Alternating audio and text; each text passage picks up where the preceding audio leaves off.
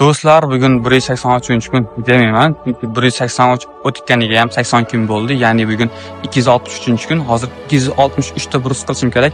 Agar qilolsam, kommentariyaga O'zbekiston bayrog'ini qoldirib, Alloh O'zbekiston velosipedchi esdan chiqmasin. Qani, ketdik.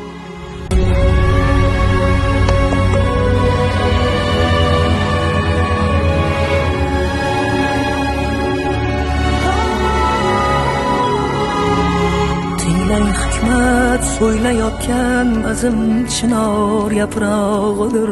Moziylardan sado bergan to'lqin titrog'idir.